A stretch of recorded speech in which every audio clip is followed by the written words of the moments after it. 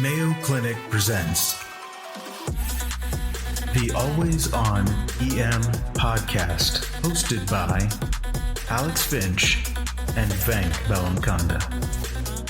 Hello and welcome to Always On EM. My name is Venk. I'm Alex. We are your co-hosts for the show, and today we're going to stick our nose into something a little challenging, sometimes chaotic, and always colorful. We're going to talk about epistaxis with one of our amazing otorhinolaryngologists, Dr. Mike Olson. Mike is a graduate of Mayo Medical School and practices here in Rochester, Minnesota, where he has been recognized as having some of the best patient-centered outcomes in the clinic and been recognized as a top doctor for Minnesota before. Not only does he bring that experience, but Mike understands what we do in emergency medicine better than most, as he worked as a PA in our department for several years and has served the community as a paramedic before that and as a dispatcher as well. Mike, we're so glad to have you on the show, and thank you for all you're doing, and your journey is really inspiring. Thank you so much. Alex, Venk, great to be here. Really excited about doing this talk. Anytime I get to come back to the emergency department and talk to folks really brings a lot of joy to my heart. So thanks again for inviting me. You're always welcome, especially if there's any ENT stuff. You would be like an angel descending from that I'm ivory very tower. sad that I don't get to walk down there as much as I used to, but it's always fun to be in the emergency department. I'd be curious, what did you think of epistaxis when you were a PA? Oh, that's a great question. I enjoyed it. Maybe that's why I ended up heading towards ENT when I became an MD. I always thought it was a challenge, a technical challenge. That's what I loved about the ER the most, is technical things, whether it was suturing or fracture reduction or doing things. That's probably what led me to the emergency department in the first place. So I kind of took it as a challenge. I loved it. I thought it was great. I was dissatisfied when I couldn't stop it, and I had to call the ENTs. Absolutely. Yeah. I bet you were probably better than most at that. I wasn't technically good at it. Knowing what I know now, I look back and think, oh man, you definitely didn't know what you were doing, but it was something I still enjoyed doing or tried to do. And like you guys know, most epistaxis can be easily controlled, or readily controlled. It was a fun thing to work on, and most of the time worked out well when I was down there as a PA. Right. I feel completely inadequate with epistaxis. It's one of my Achilles heels. I have many. I'm many-footed, and this is one of them. So I'm really excited about today. Good. What about you, Alex? I'm impressed by two things about epistaxis. Number one is its ability to frustrate me on a clinical shift. I'll feel like I did a really great job. Patient's looking great. They're just about to leave. And yeah, I remember those. I remember those. Starts again. Or they're 20 minutes out of the door after discharge. Yeah. They're back. Yep. Yeah. It can be frustrating. And at least your patients per shift numbers go up. Yeah, exactly. So that's one aspect. And the other aspect is the sheer spectrum of it. On the one hand, there's somebody who presents a couple of times in the winter and has a dry nose. And I was joking with Venk about this beforehand. When I was an intern, I remember thinking about epistaxis as something that wasn't very serious. It was more of an annoyance. And I was working a night shift with an incredible attending, Daniel Cabrera. And I was an intern, and they set off the resus pager. And I remember wandering over, and my senior was a early senior. And so we were both a little bit green. And it was an older gentleman on anticoagulation. Blood was just pouring down his face and the back of his throat. And it was one of the first times as an intern where I walked in and I just thought, this person's going to die. This person's going to die right here in front of us. And as an intern, I was not prepared for that situation. I didn't know what to do, and that scared me. And I looked up at my senior, who was a really incredible person, and they did not know what to do. This was a situation of Daniel Cabrera saving the day. He just grabbed red rubber Foley and jumped in wordlessly, stopped the bleeding, and then went on about his day. And it was one of the many times where I look at Daniel Cabrera as a hero. But that night sticks out so vividly to me as this spectrum of disease. I see it all the time. I'm going to go in, we're going to stop the bleeding. But then every now and then, it really takes your breath away. Yeah, it can. The spectrum of it, like you described, it can be very minimal or very serious. There's no doubt. Feel free to redirect me, but I think that we should start with anatomy. Yeah, I think it's a great place to start. From a surgeon's perspective, we have a great love of anatomy, so it's always a nice place to start. To me, there's so much anatomy crammed into such a small area. I can't keep the vessel straight.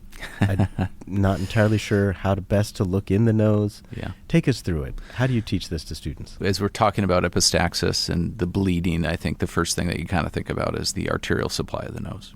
And the nose, because it's designed to heat and humidify the air, the body has designed it to have a lot of blood vessels. So the posterior and anterior circulation of the nose comes from different sources. The posterior circulation, the thing that we think about the most, the sphenopalatine artery, is supplied by the external carotid and is a terminal branch of the maxillary artery.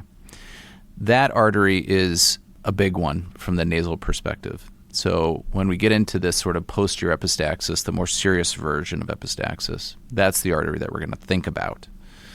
Anteriorly, though, the most common source of epistaxis, the Kesselbeck's plexus, the Little's area, those very small blood vessels on the anterior septum, they come from a variety of different arteries and can be fed by anterior ethmoid arteries, they can be fed by posterior ethmoid arteries, they can be fed by the facial artery via the superior labial branch.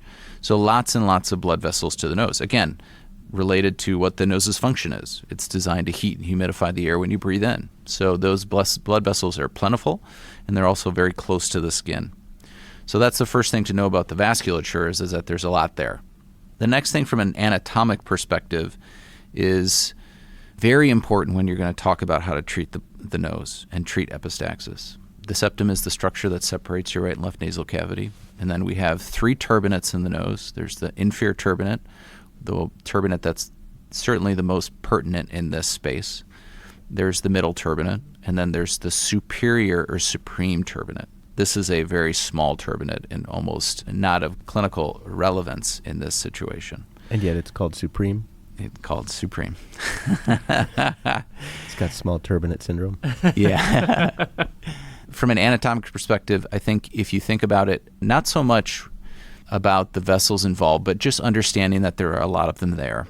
And then also, I think more importantly, from an anatomic perspective, what's in the nose that's going to prevent you from stopping that bleeding, i.e., namely the septum. I think that's the key to understanding and treating epistaxis is knowing where the anatomy is. If you're trying to place some nasal packing in and you're hitting resistance, knowing what you think is causing that resistance is extremely important.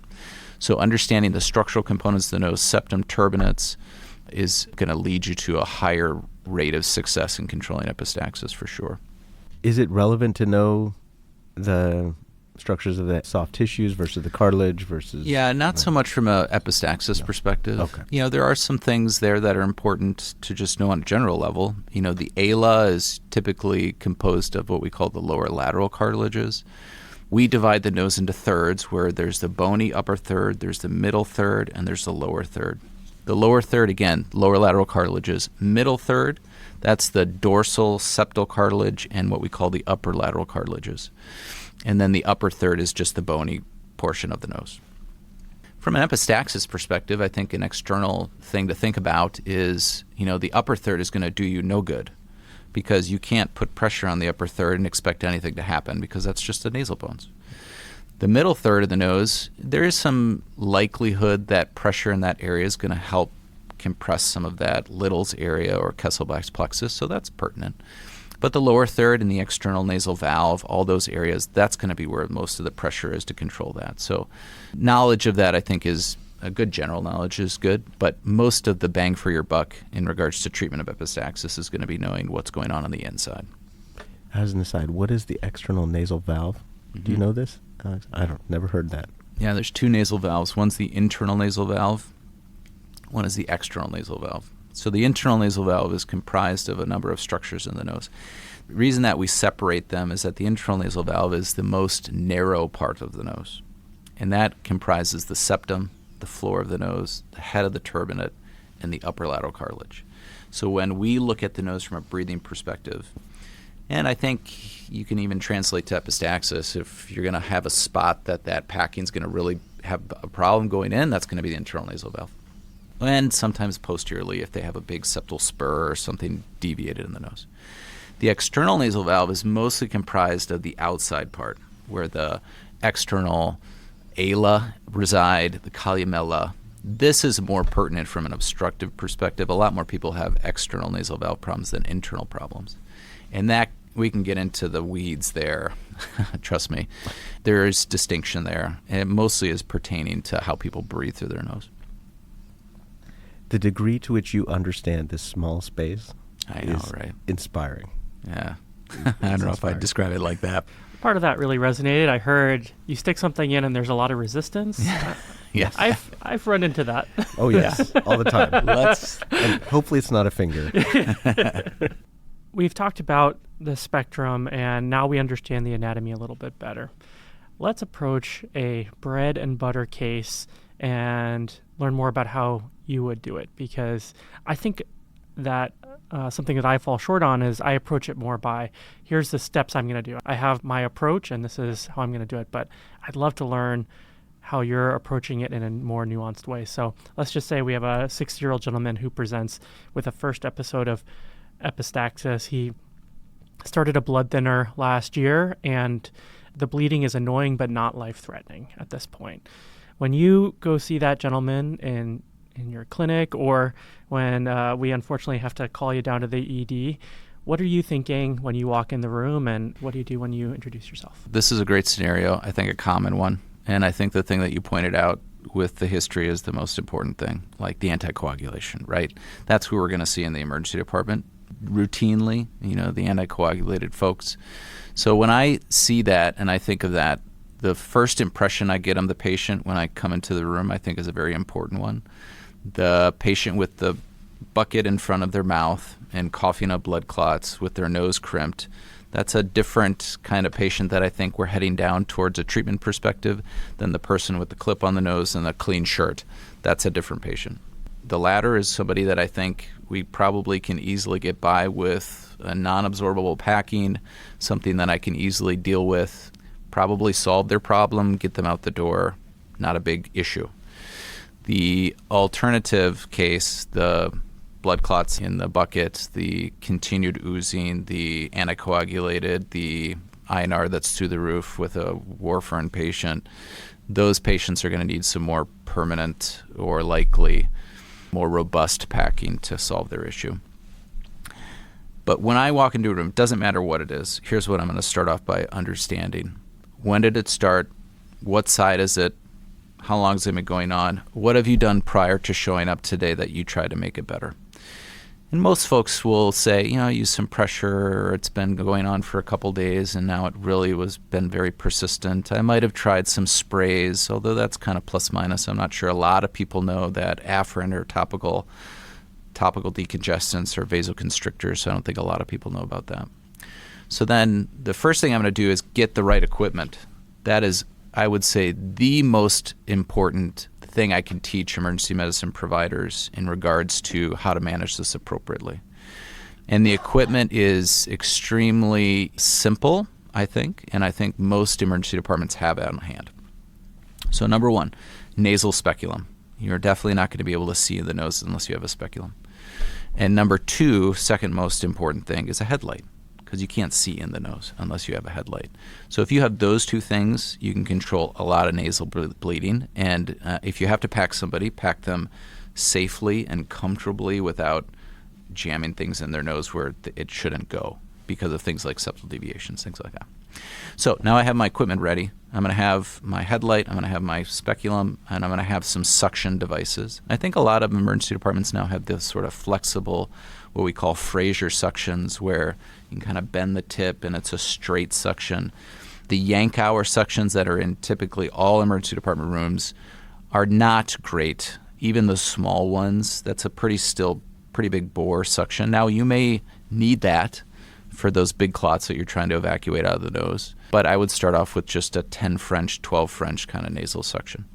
And then, you got to get everything prepped and ready. You get chucks on the patient, buckets for spitting, medicines for spraying, all the packing material that you may or may not need, whether it's absorbable or non-absorbable packing.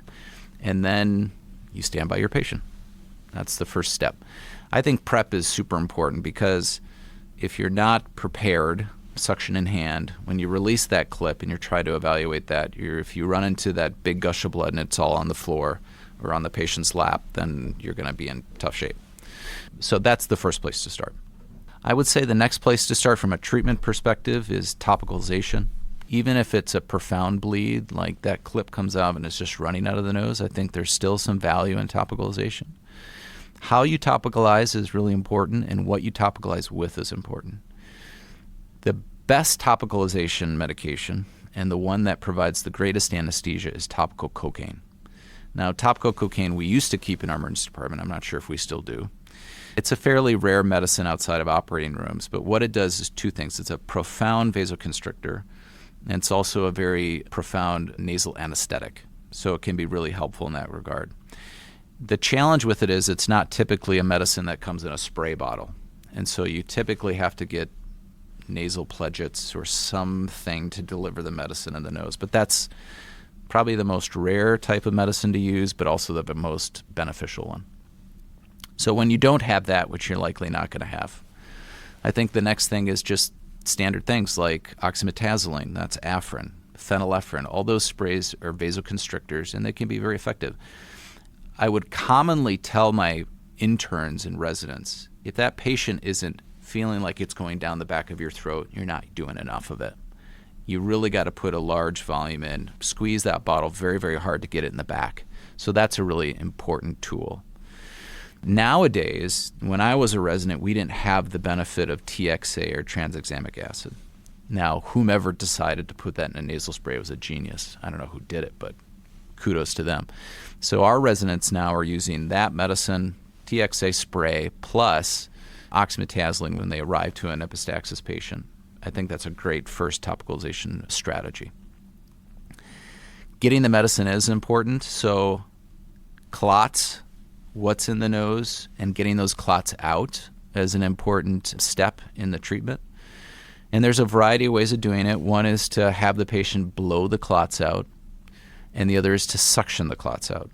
I'm a little bit torn on which is better. I think probably in the sake of time and skill and effort and energy, blowing the clots out is a really effective way. Now, when somebody's blowing hard, you could stir up some bleeding that was perhaps a little bit more controlled because there's some clot in there, and it's somebody who does a lot of blowing, a lot of pressure, builds up that Valsalva, can increase the blood pressure to the head, and so you might regret doing that. Not always, but you could. The suctioning of clot is a really nice way because what you're doing is you're seeing as you're taking that clot out. And I can remember a number of times where I've gotten some clot out and then all of a sudden you see the spurting vessel. Aha, there it is. Whereas if you blow that clot out and that vessel starts hemorrhaging, now you're looking through just all sorts of stuff coming at you and all sorts of blood coming at you, and you really can't as easily identify. The downside of suction, which you may or may not recognize, is that clots are big and clots are thick. And sometimes what you have in your toolbox to get rid of those clots doesn't work very effectively. So you can go up in your French from the perspective of your suction catheter, but sometimes you just can't get it out. Every week in the operating room, there's sometimes a blood clot that I just can't get out with the suction, no matter how big it is. And so that can be a challenge or a limiter from the perspective of visualization.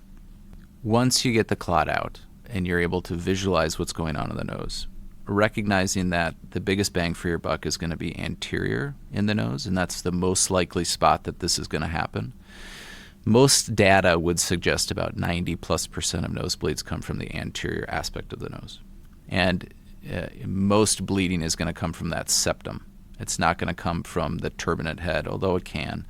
It's not going to come from the sides of the nose or the ala. It's going to be on the septum because the septum is a structure that sees a lot of trauma from nasal picking. It sees a ton of dryness because of the air traveling in the nose, and depending on the area of the world that you live in, it can certainly be more dry than the other. We certainly see that in Minnesota, especially in the wintertime. So focusing on that area of the nose when you get the clot out is going to be really important. And sometimes there isn't one particular spot. It's not one particular vessel that you can see spurting arterially or, a significant ooze. Sometimes it's just a very diffuse ooze from the septum that's really hard to pinpoint. Posterior bleeds, you're not likely going to see those either. You can't see those with your eyes. It's hard for me to see those with my eyes. Understanding, and I think we'll get into this a little bit later, but understanding the risk factors for posterior bleeding is the most important thing to understand. so that when somebody comes in with a profound amount of blood who fits the risk factor, then that's the person to call. That's the person that you want to get ENT involved in so that we can assess that risk and decide if somebody needs to be looked at sooner or not. I'm thinking about that 90% data point you gave, and I can't recall how many years it's been since there was even a question of a posterior bleed under my care. And yet 9 and 10, I would expect I would see one posterior bleed a year. Yeah, I mean, I guess that's a great point, Venk. It's a rare event. Yeah. It's a rare event. And even not all posterior bleeds are catastrophic. Okay. There's certainly bleeding that can come from the posterior circulation, the sphenopalatine artery and its branches, posterior septum, that can occur really commonly after some sort of procedure. You know, when we do sinus surgery, those arteries are at risk.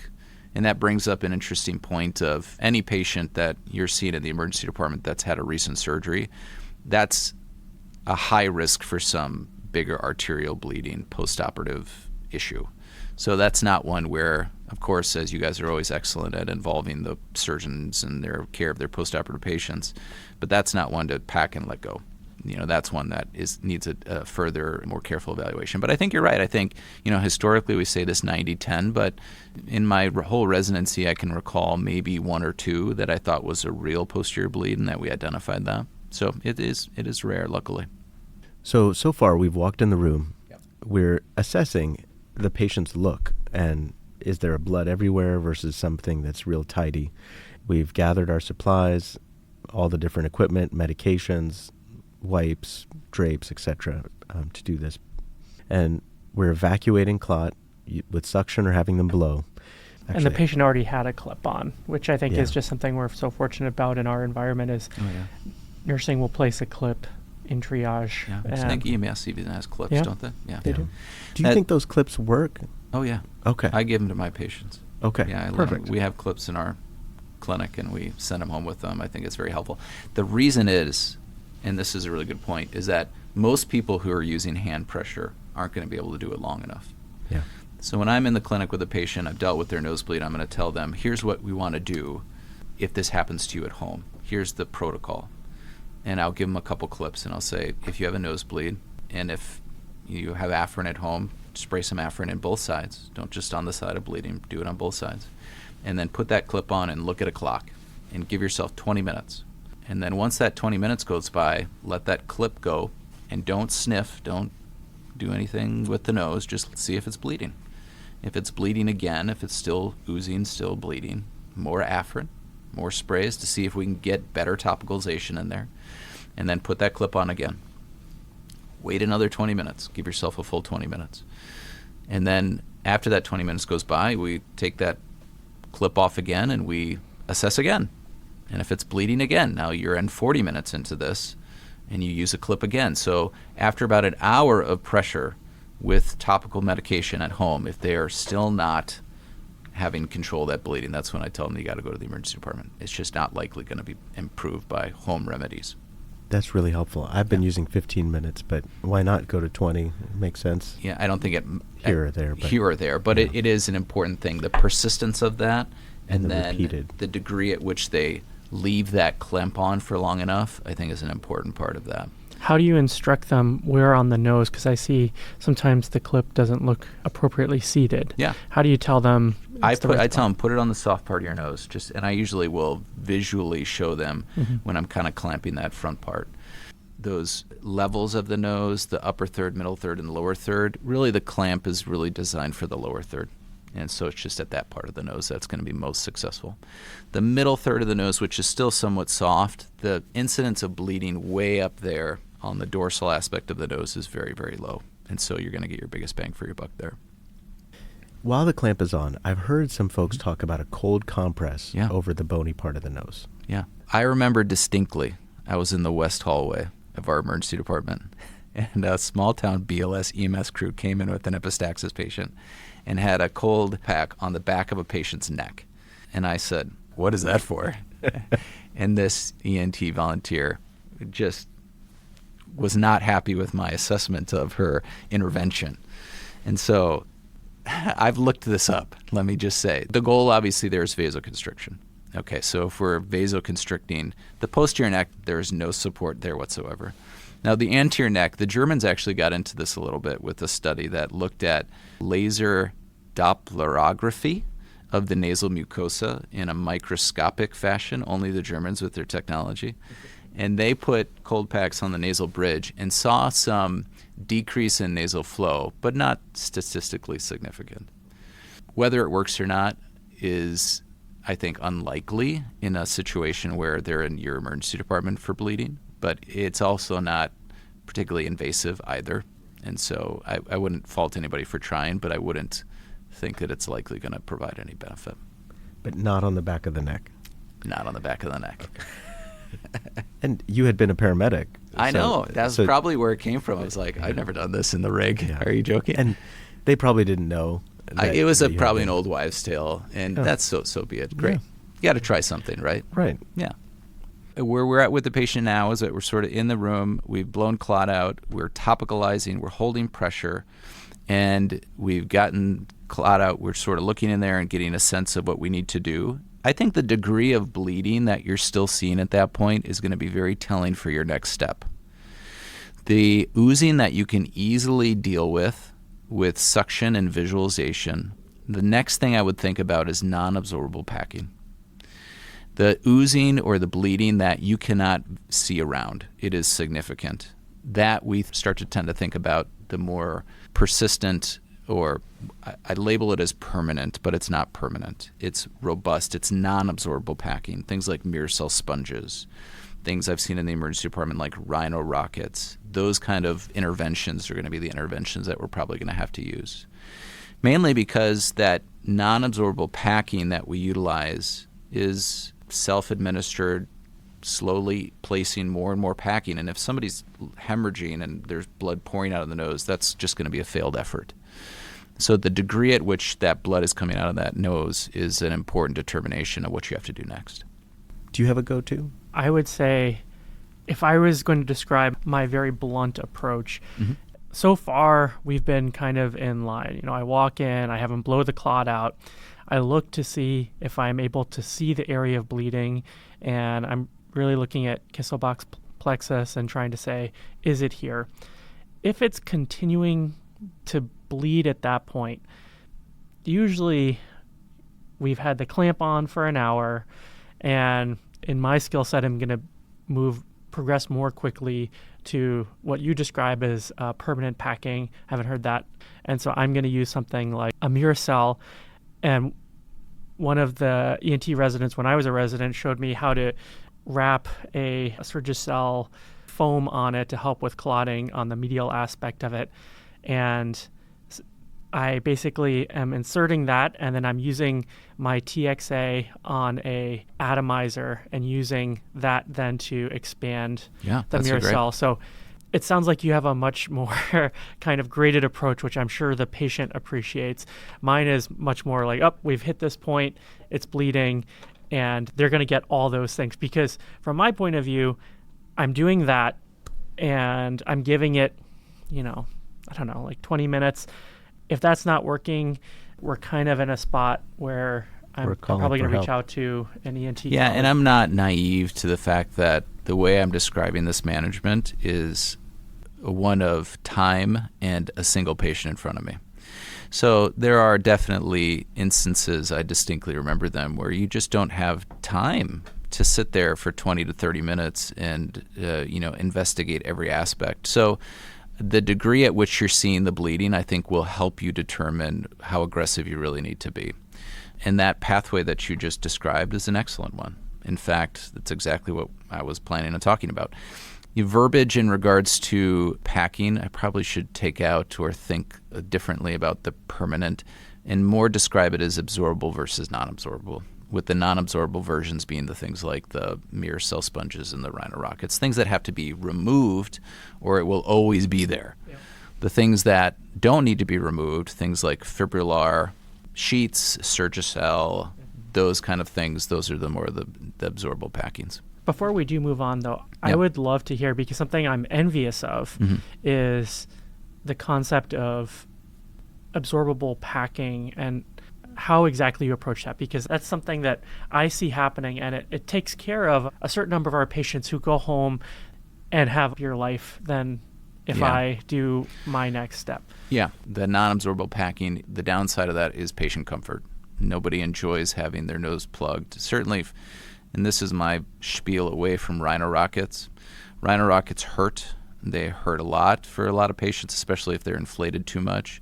And I don't think they add a lot of additional benefit than what you described, which is a Miracell sponge wrapped in a non-absorbable pro-clotting agent like Surgicel. So that's my spiel against rhino rockets. To your point, when and how and what's the technique to get that? I think the thing that's really important is that it's a packing. The non-absorbable material that we put in the nose is just like a Miracell sponge in regards to volume and pack. So if, for instance, let's just take a common scenario where you're seeing a lot of this sort of oozing on the anterior aspect of the septum, you're going to leverage that by getting a lot of fibrillar, for instance. It's a great non-absorbable packing. It's not going to be just a little piece of it off of that sheet. It's going to be multiple, maybe 10, 12 pieces. And you place that fibrillar on that bleeding area. You quickly get another piece, and you get another piece. You're building on itself to add, ultimately, a big cotton ball size pack that has not only the procoagulant effects of the fibrillar, but also has the pressure effects, because you're going to end up packing that front part of the nose. Now, the benefit for the patient becomes once that clot is formed and the healing starts, they'll be washing their nose out with salt water, or at least keeping that moist, and then over a period of days, maybe even up to a week, that's going to be exiting their nose on its own, and it's going to dissolve away. That's how that ends up working. And they like that a lot more. Something that's embarrassing for me is I've opened the packets and there's Surgicel and fibrillar, but I don't understand deeply the differences in the characteristics of them. Surgicel is kind of a little bit more foamy, and then the fibrillar is kind of a mesh. But, when do you pick one or the other, and how do you actually use them? Let me correct you a little bit there. Okay. So there are, I would say, three main types of absorbable packing material. One is gel foam. Gel foam is that it almost looks like a brick, and you can squish it down. And I wouldn't be able to tell you distinctly what particular type of material each one of them are. I think actually, if I had to guess, I bet Surgicel, which is that latticed material, it looks like a piece of gauze. And then fibrillar, which is almost like a cotton candy consistency. I bet those are two similar products that just are formulated differently. I could be wrong. The gel foam, I don't think it's as great, because once you squish it down and flatten it to get in the nose, unless you push it and hold it on that septum and just wait for it to be there, it's not as absorbent. Okay. And if you ever go to take that off, it's just going to tear everything and kind of bring that clot with you. I don't like that as much as I like the fibrillar and the Surgicel. Those two are my two go-to. And how do I decide which one I'm going to use? I only really use Surgicel, again, which is the lattice kind of gauze-like material, if I'm going to wrap a Miracell in that to add some additional procoagulant material, or if I'm just going to put a small square on the septum or on an inferior turbinate in that area. Fibrillar I'm going to use when I want to pack the nose with something. Okay. I want to put a bunch of material in there to act like absorbable Miracell sponge. That's kind of how I'm going to treat that. And both work very well. It's just the volume. Sometimes I got to go through 1-2 packs of Surgicel or fibrillar to get it done. I've always stopped at one, and I don't find great success, but I'm excited to try this. I mean, remember in the old days, Annie Sadasti. She was a big proponent of Vaseline packs. This was the 6 feet of 1/2 inch to 1 inch in Vaseline impregnated gauze that you would layer in the nose to pack the whole nasal cavity. Technically challenging. I'm sure Saar do it. She was excellent at it. Technically challenging, uncomfortable for the patient, but very effective. Not only for anterior bleeds, but posterior bleeds. But if you think about that in regards to what you're trying to do with fibrillar, you really have to plug that nose, pack that nose. And so using a lot of it is a good thing to try. Not relying on just one pack. Sometimes that I've run into this situation where if you grab a little piece of fibrillar and you put it in the nose and it immediately soaks with blood and it's not very effective, okay, take that out, get more, put it in there, get a almost like a pressure type of situation, and then follow that with more, follow that with more, follow that with more until the bleeding stops, and you'll have good success with that. That's great.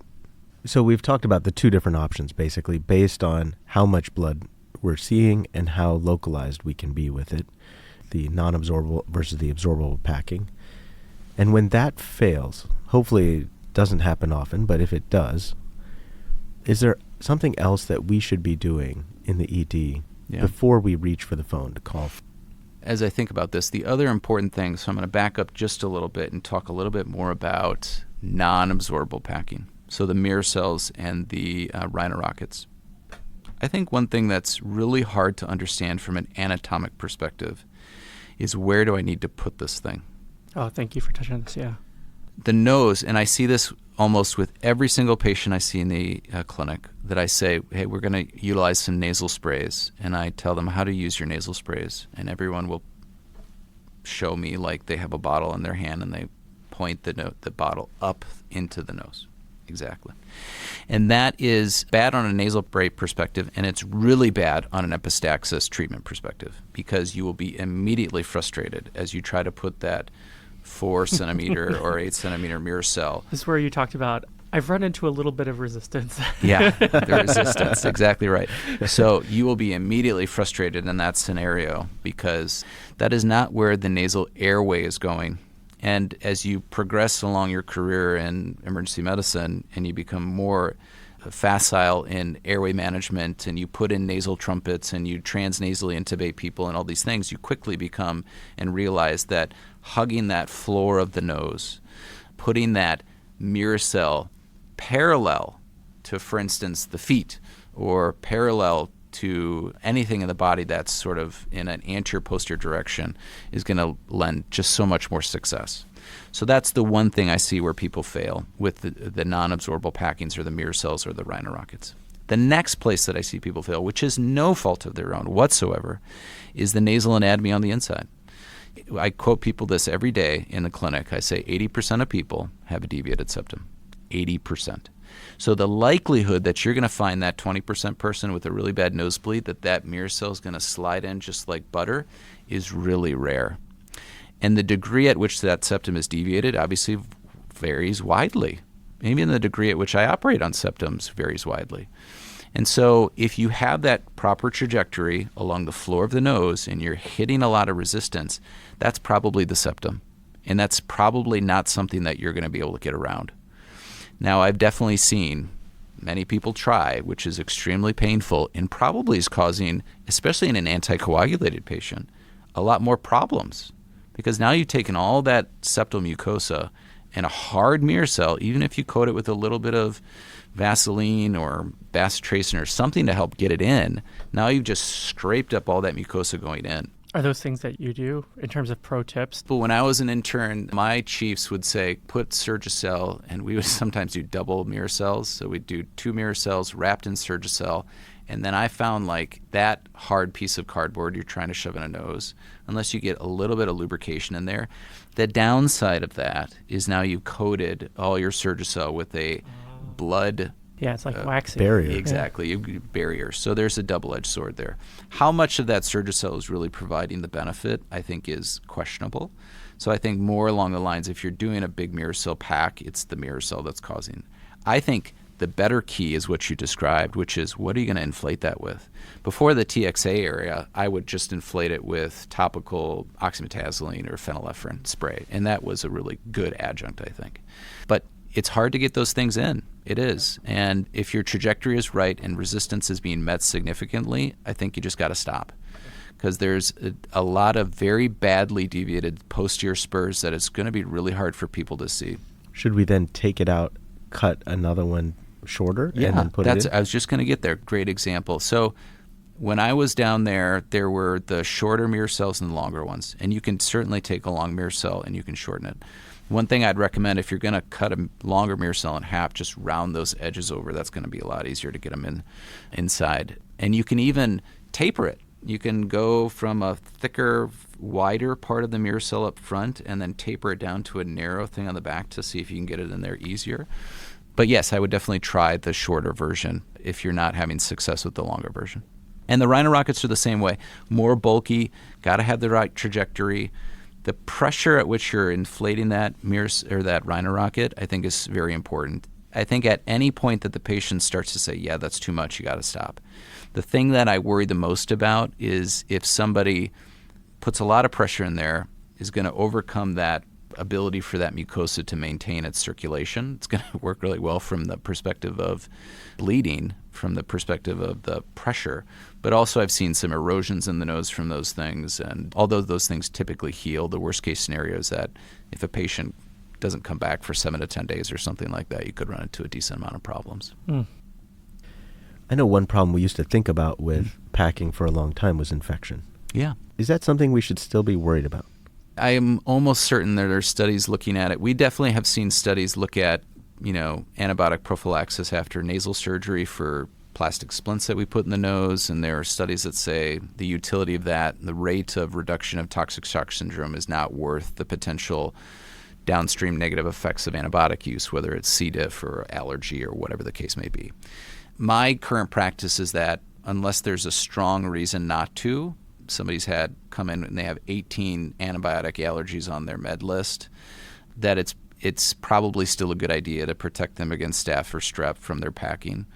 3 to 5 days of an anti-staphylococcal, anti-streptococcal antibiotic is typically not going to hurt a lot of folks. That 1 in a million, once in a career toxic shock patient that goes into full-on sepsis and loses limbs because of it or whatever because of nasal packing, that's something that you never want to see. Although, again, I think the likelihood of that is extremely, extremely low. I think you could certainly debate and look through the literature very thoroughly to not find a lot of strong evidence to support the use of antibiotics in that space. The downside of it, I think, is pretty minimal. At least in my practice, continue to recommend it. I think the other thing you have to sort of think about from the ER population is that how secure is their follow-up going to be? We have a great benefit of being here at the Mayo Clinic and having access to follow-up, but in other places that might not be the case. And so if somebody's going to end up not showing back up for 7 to 10 days, that's going to increase their risk. So probably a good idea to cover them in that situation. Those points are all well taken. Let's say the patient isn't getting worse and we're just considering alternate therapies. So we've talked about using packing, and I perceive that that's a situation where I have a pretty good idea where the bleeding is. I can see it, and it's not overwhelming. I'm building up my packing with my skill level. There's kind of the technique that I think a lot of ED providers are going to use with some sort of Muracell or a rhino rocket. Venk, do you use rhino rockets? I end up not using them. It's just they're so uncomfortable. Yeah. It causes a lot of issues. I feel like people are going to pull it. But another thing is the question of when do you jump to cautery? So the only place that I feel like cautery should be utilized in the emergency department is for the very mildest of bleeding. The first thing to understand is that you're probably going to have typically 2 types of cautery in the emergency department. We used to have an old Cameron Miller cautery system, which was an electrocautery system that would be wheeled around the ER once in a while, rarely used, thankfully, and then chemical cautery. I feel like I could get into a lot of trouble with something like that. That's something a well-intentioned person could. Yeah, it's exactly where I'm getting with this. Chemical cautery with silver nitrate sticks is a commonly used primary care intervention, and I think certainly still used in the emergency department. And the patient that I would feel is a good candidate for that is somebody with a very mild amount of bleeding and a blood vessel that you can see and treat with a single solitary application of that on one side only. Where I've seen people get into trouble with silver nitrate cautery is this sort of painting of the septum, and sometimes on both sides. It's a chemical injury. And so there have been situations that I've had to repair septal perforation in that setting because it was used too much, too frequently. The mucosa is lost on both sides, the cartilage dissolves away, and now you have a new problem.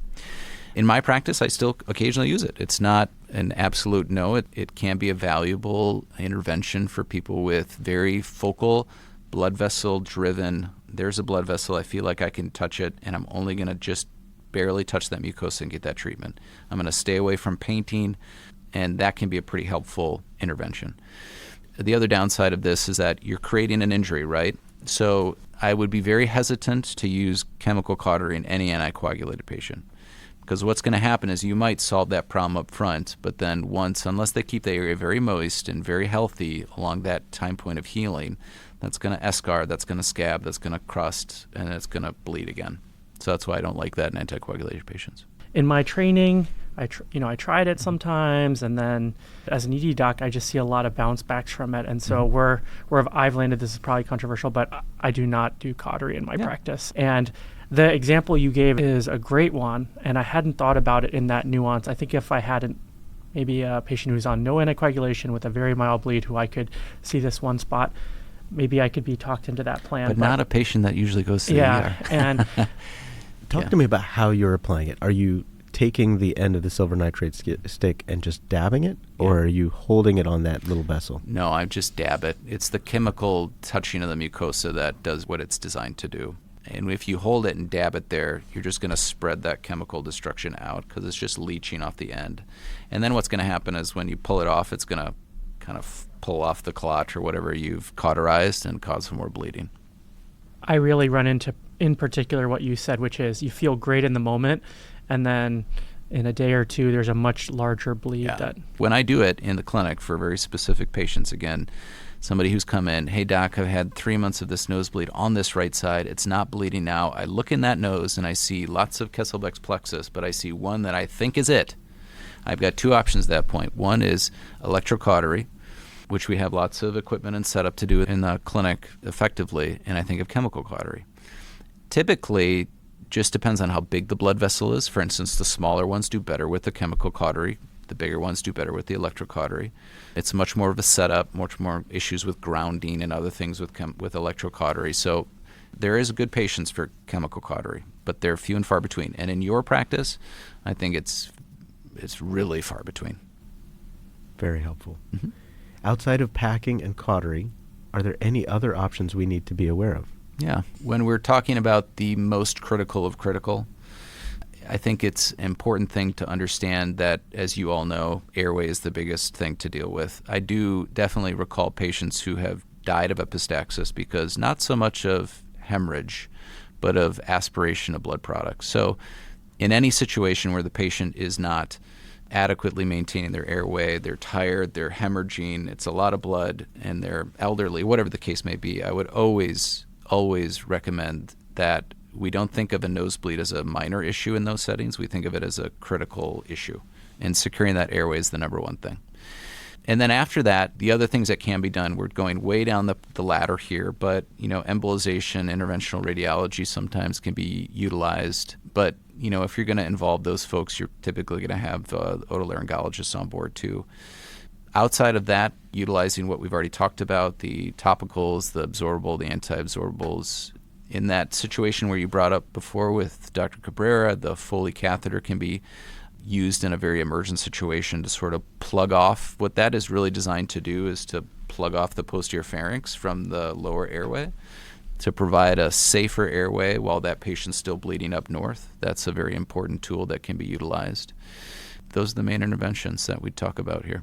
The only other one, kind of the commercial product that I think of that's similar to a Foley is an epistat. That's kind of what we have here at Mayo, where we would inflate the posterior balloon just to plug it off and then try and use an anterior balloon. This is there are commercially available posterior bleeding Foley type of balloons, which it has an anterior balloon, it has a posterior balloon. It's a nice intervention. It's nicely packaged. That can work very well as well.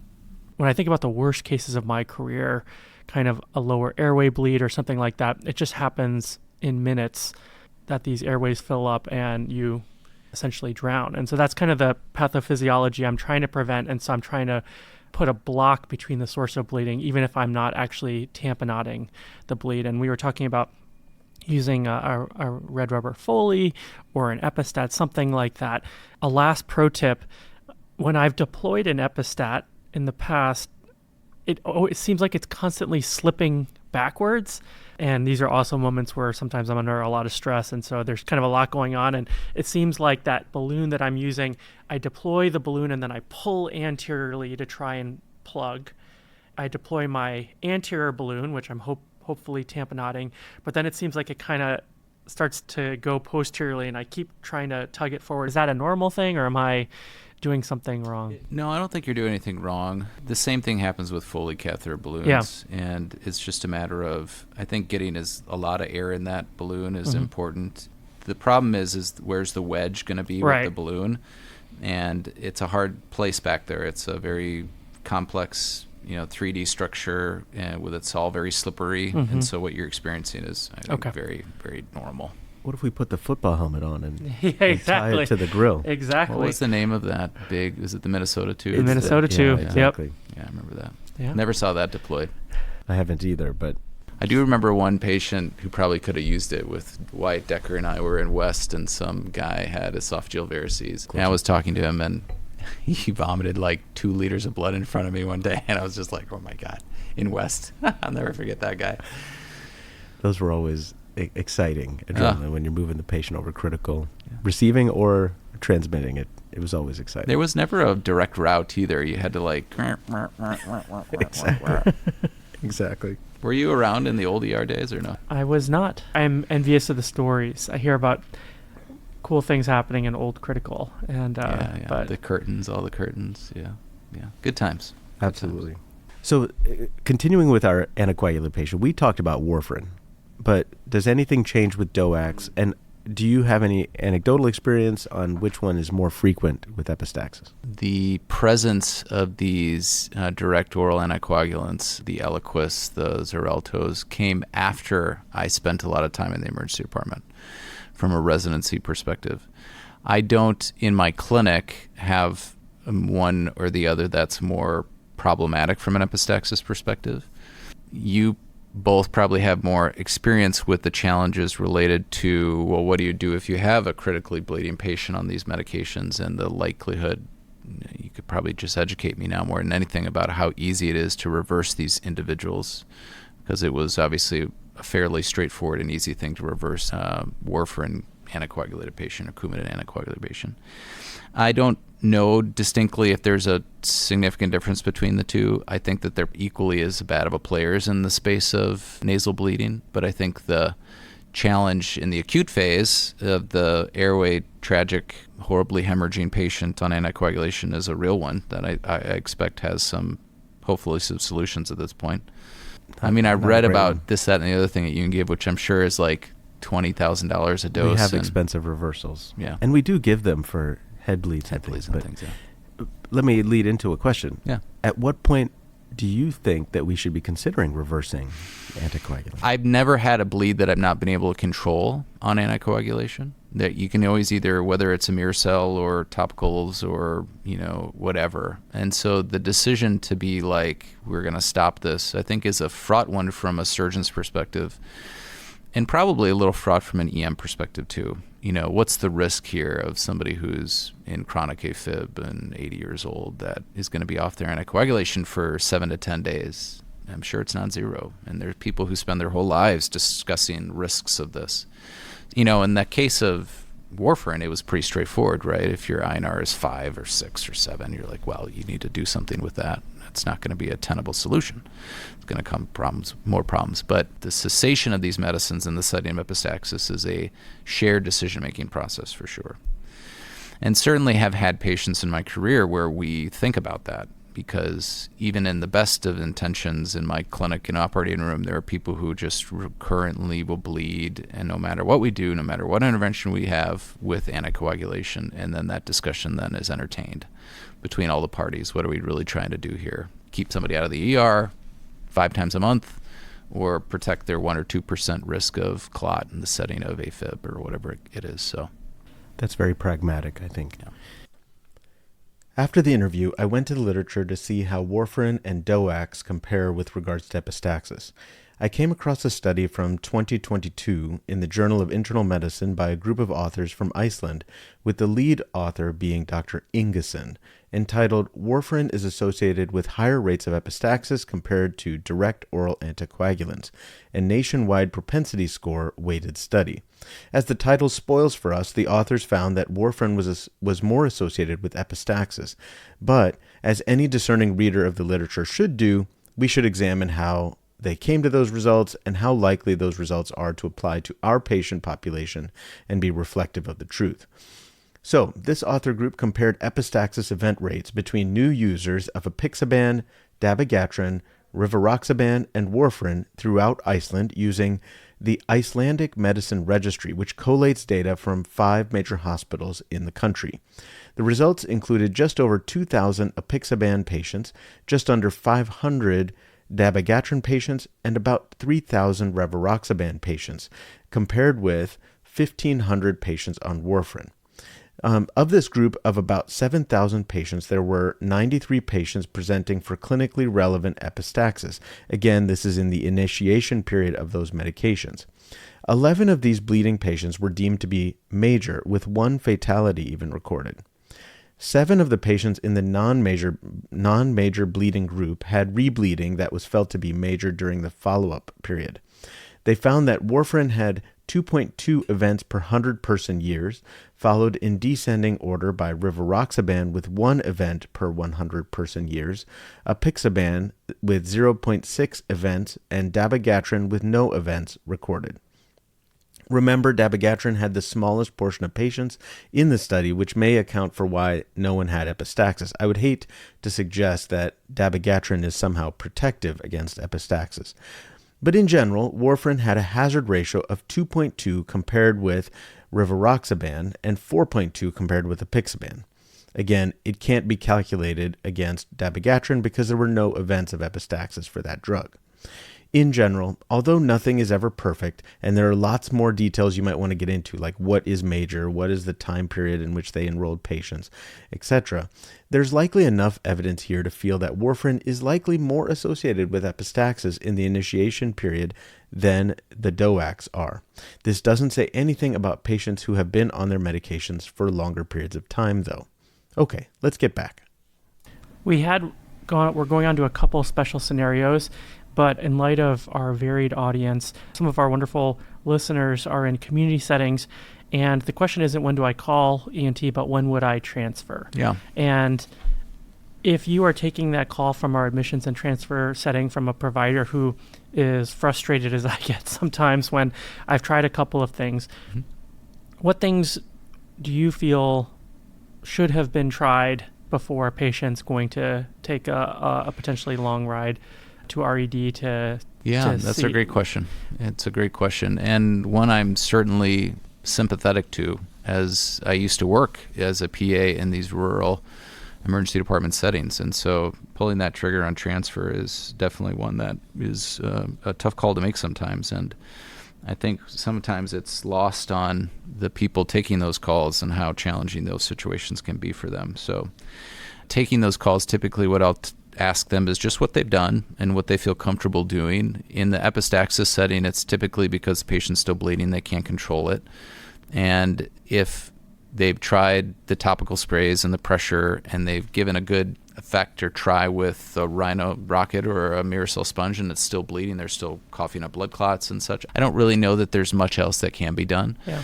People talk a little bit about, there's systemic things that you can manage, like blood pressure and things along those lines. And I just don't know that that's a really particularly valuable exercise. I'm certainly not an expert in hypertensive crisis management, nor am I someone who routinely asks my emergency department partners to control blood pressure in these patients in this setting because, they're in an emergency room and they're full of, topical vasoconstrictors and they're in pain. And it's a hard situation to pull the trigger on that a lot because I just don't think it's a very valuable thing to employ. But in that situation, if somebody is still in the community and they're still bleeding and there's some sort of non-absorbable pack in place, then I don't really think that there's much else that we can do because what they probably need is somebody with the tools and experience to look and find and seek out that source of bleeding, and that's a reasonable thing to transfer. Do you control blood pressure, Alex, on these patients? I haven't thought about it in this way. It's funny that you bring that up because if I have an aorta, I'm so focused on that. I'm entirely focused on that, but I don't think about it enough in these situations. I guess I really haven't had somebody who has hypertensive urgency range pressures at the same time, unless it's due to pain from my instrumentation and stuff like that. And so I'm not very aggressive with my antihypertensives. Are you? Several years ago, one of the ENT residents had come down and highlighted to me one of the patients I had consulted them on with refractory bleeding had severe hypertension. And it got me paying attention, and I noticed that most of the ones I consult had really, really high blood pressures, like 180, 190, 200. Mm-hmm. Eventually, at some point, I tried some labetalol, and I noticed that these bleeds became easier to stop.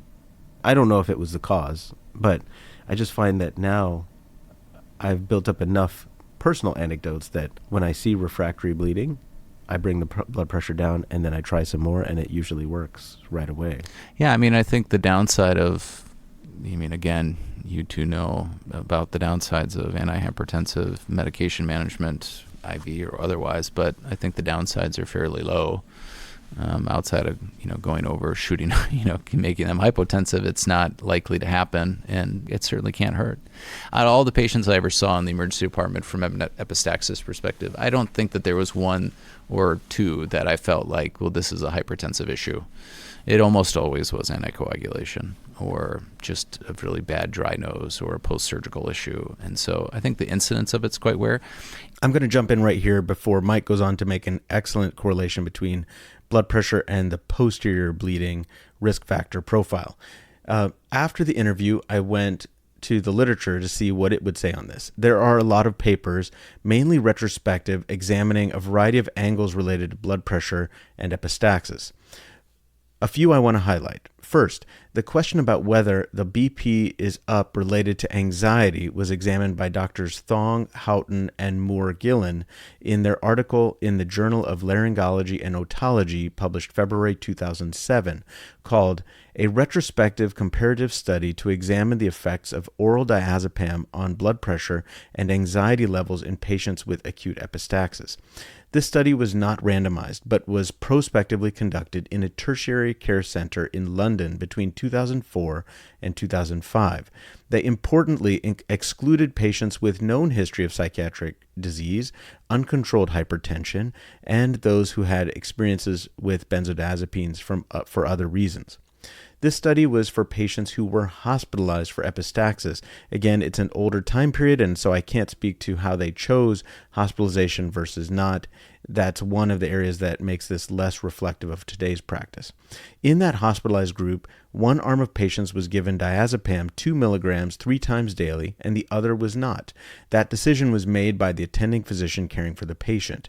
They found that blood pressures for both groups lowered throughout the admission at similar or comparable rates, and at discharge were comparable as well.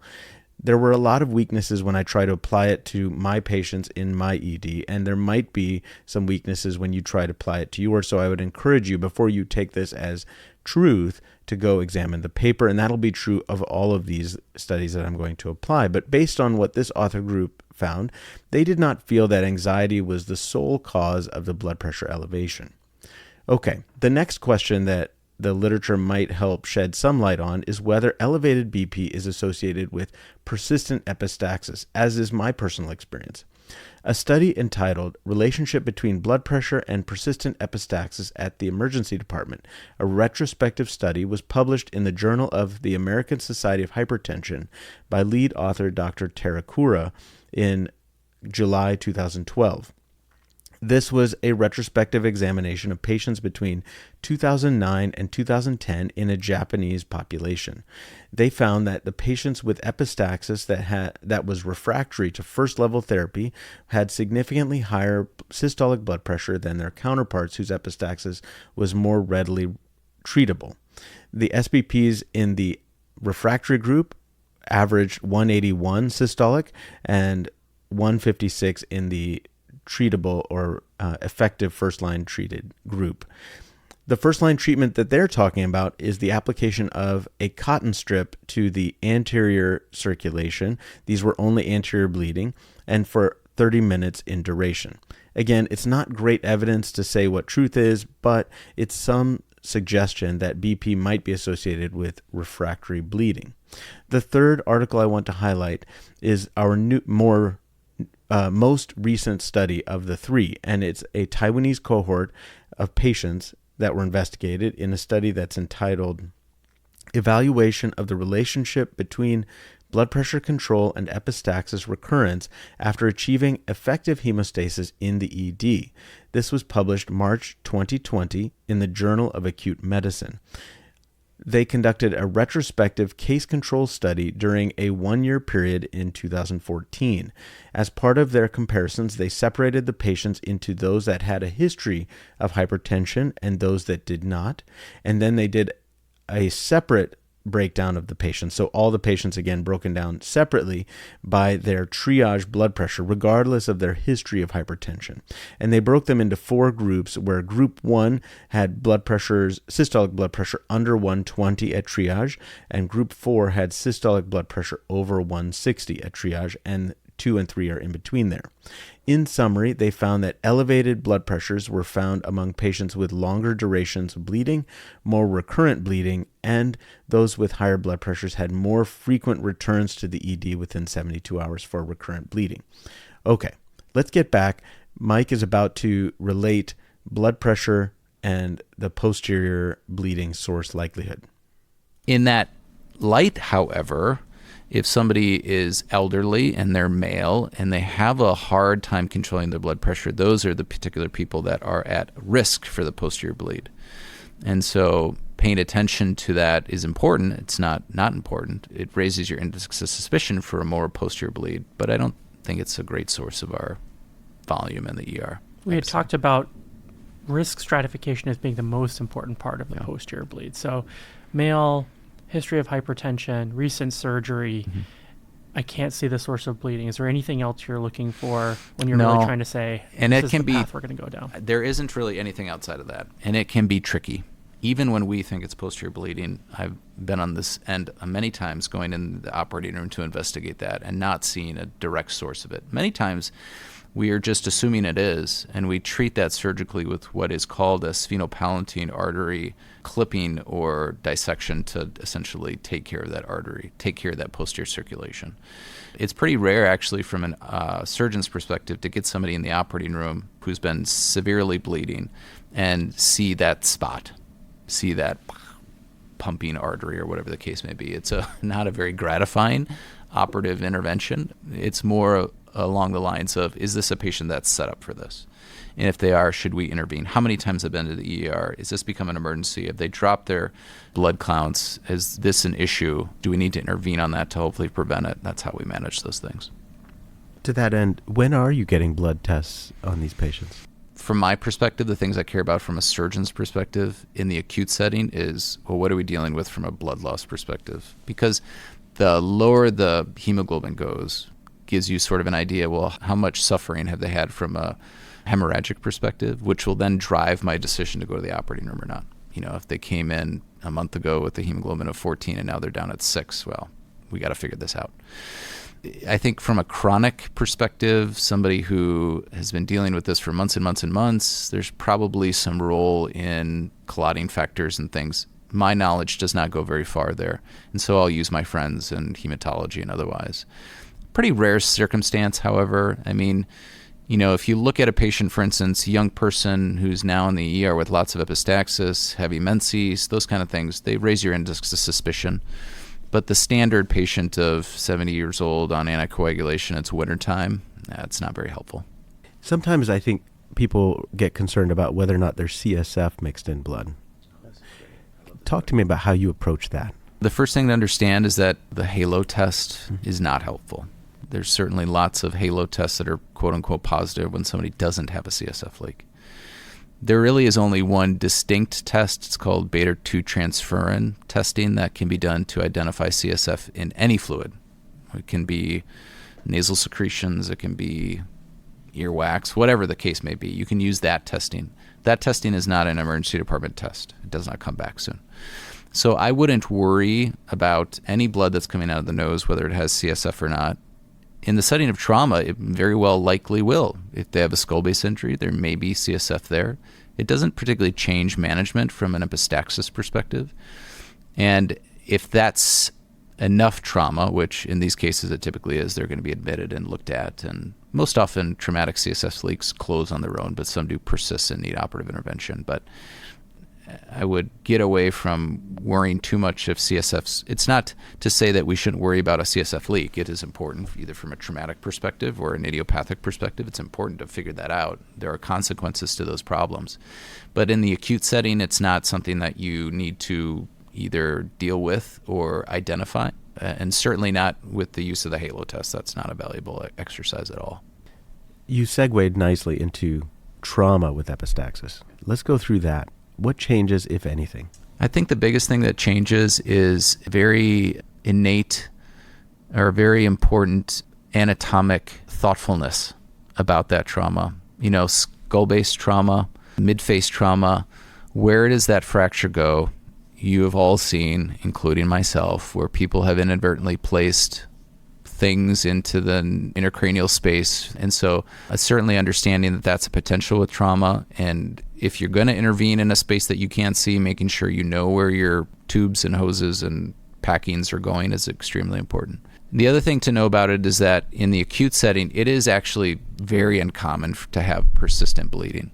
I mean, impossible? Absolutely not at all. I mean, a really significant mid-face fracture can certainly go through many significant vessels in the nose.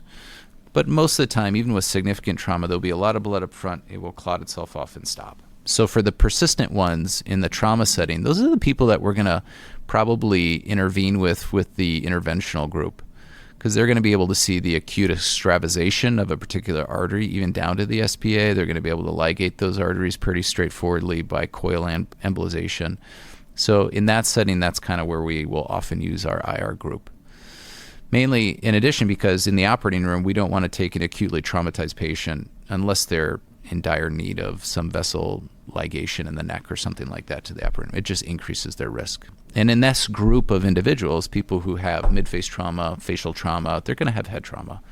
And so having a low-risk intervention like interventional radiology, I think, is going to be real helpful.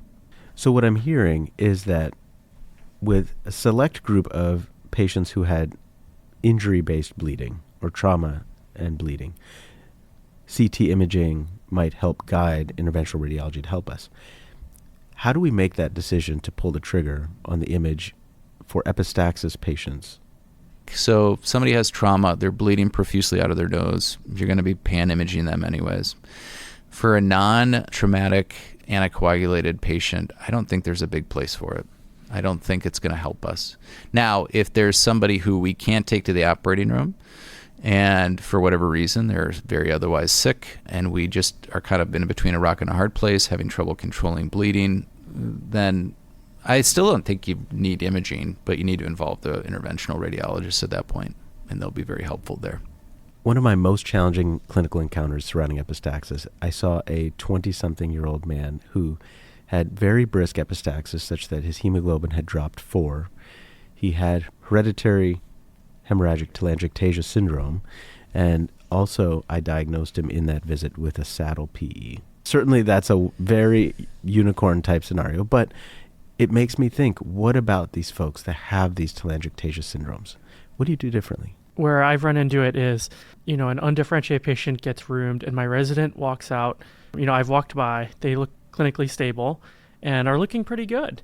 And my resident walks out and says, they want ENT to know they're here. And I go, oh, yeah, sure. And then ENT's like, yes, this is a very important person to us. We're coming down. There's a substrate there that we want to know more about. HHT, in the old days, it was known as Osler-Weber-Rondeau syndrome. No longer known by that, but HHT is a really hard condition to live with. Little nests of telangiectasias throughout multiple areas of the body.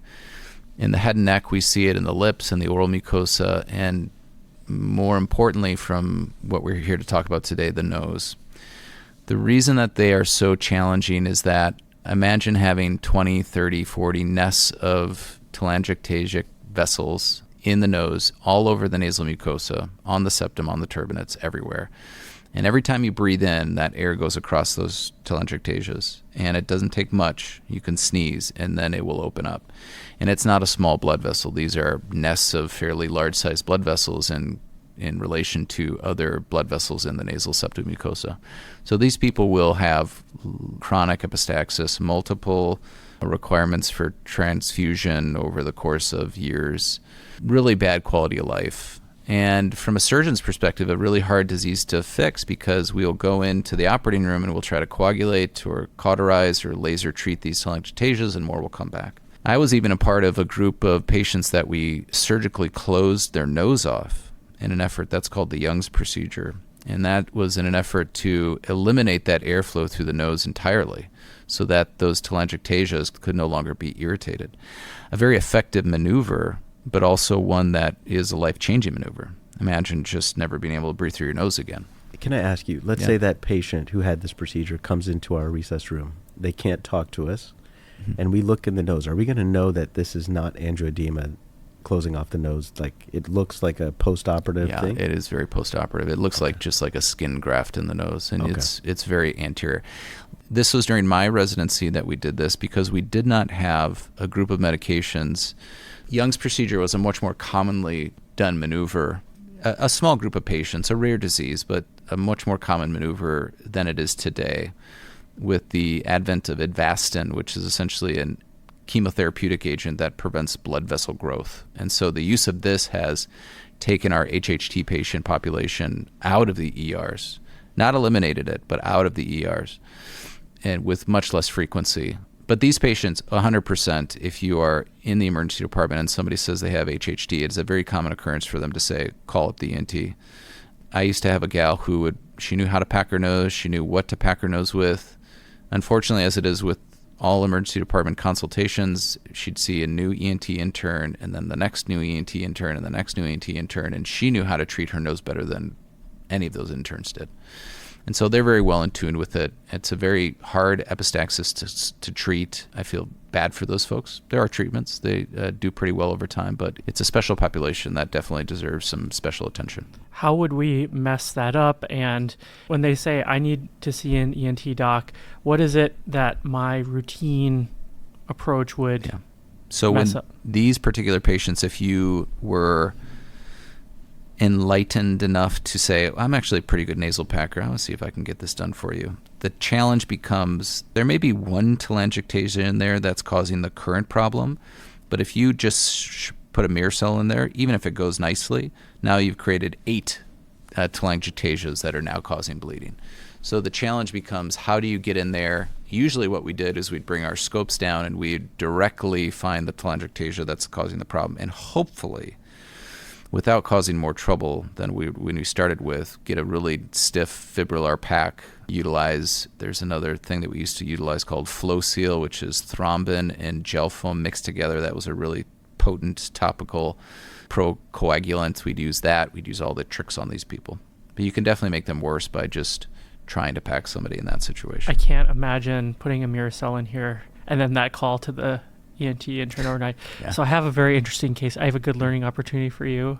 You have 8 telangiectasias. Oh my goodness. These people in that situation, they were commonly admitted to the hospital, and many days of packing, trips to the operating room. It can become quite the challenge. Like I said, it's life-threatening sometimes, and it's frustrating a lot. This is just getting to hear your approach. And That's so common. Helpful. So Yep. common. Oh my God. And it either goes really well, or it's just I'm trying to make it better, and it just seems like every time I'm ready to walk out the door. I miss the ER epistaxis. I think it was, none of my colleague interns, residents would say the same, but I loved a good nosebleed. There was nothing better than intervening and making somebody better. Mike, thank you so much for your time. We miss you deeply here in the emergency department, but are really proud of who you are and what you do for the patients that we share. And thank you for spending time making us better at taking care of epistaxis. I want to take a moment to review or summarize what we talked about. And so it begins with when you enter the room, looking to see, is the situation chaotic or controlled? Is there active bleeding, or is there a clamp on the nose? And making sure that clamp is in the right spot. The squishy anterior part of the nose is the ideal spot, as opposed to up where the bony part of the nose is. It's not going to be effective. We're going to take a moment to gather some relevant history on anticoagulation, telangiectasia syndromes, what has been tried before the patient got to us, how frequent it bleeds, how prolonged is the bleeding, and assess risks for posterior bleeding, such as history of recent surgery, obviously if they're male or female, and then their history of hypertension. We're going to gather equipment, in particular the nasal speculum, the headlight, suction, ideally the Fraser suction, a flexible but straight 10 or 12 French suction catheter. We're going to have drapes such as a chucks and then a bucket or something for the patient to spit into or clear clot into. We're going to get medicines, have absorbable and non-absorbable packing at our disposal. We're going to work on topicalization, and the goals being vasoconstriction, anesthesia, and potentially even hemostasis when possible. How and what? This is best done with cocaine, but that's very rare that that's used anymore. Oxymetazoline, phenylephrine are two readily available treatments that can be used, and the goal is to feel like the patient is experiencing that medication going into the pharynx, and that we're getting enough in there. TXA is newer on the scene and is also very helpful as an adjunct to these medications. The key is to topicalize, aiming anterior-posterior rather than aiming towards the forehead, for example. And the same directional goal or key can be said for other things like inserting the packing that we're going to talk about later, or that we already talked about and we're going to revisit later, and then also nasogastric tube insertion, nasal trumpets, etc. This anterior-posterior direction rather than a pedal cephalad direction. We want to get the clots out, and getting the clots out can be done carefully and more gently with suction in most cases, but sometimes the clots are too big. But time and resources being considered, blowing the clots out is a reasonable method and one that both Alex and I deploy in the ED. Try to localize the bleeding. Is it anterior versus posterior? And posterior, not going to see it, but rather use history and the fact that you don't see an obvious anterior site and the degree of bleeding to suggest. When you're thinking about the anterior bleeding, do you see a discrete spot where the blood is coming from, or is everything more diffusely oozing? When you see a discrete spot, this may be, in very select cases, the time where you might deploy chemical cautery. But be careful. In these situations where you can see the source of bleeding, it's generally a great idea to try absorbable packing. This is the Surgisil or Fibrillar really packed in there to create some temporary tamponade, but will absorb away and give the patient more comfort. Compare that with a situation where the bleeding is so profuse or you can't see beyond the source of bleeding to really get a good sense of things. That's generally going to mean you're going to need a non-absorbable pack. These can be elevated in efficacy from strictly a non-absorbable pack to including a hemostatic dressing or medications as an adjunct with it. Now, be careful, again, if they have a history of telangiectasia syndrome, it's best maybe not to do that without involving your specialty teams right away. Also, when inserting the packing, if you're meeting resistance, Dr. Olson suggests that 80% of the population have nasal septal deviations, and you might get around it by trimming the end of it to make a more amenable shape to insert it, or you might just not be able to get it in, and at least you don't have to feel like that's a failure on your part in any way. Lastly, we talked about antibiotics, and antibiotics, there's probably not evidence behind using them, and there might be some concerns with population-based care, but especially if your patient has insecure follow-up, Dr. Olson would still suggest that we should be thinking about antibiotics for those patients.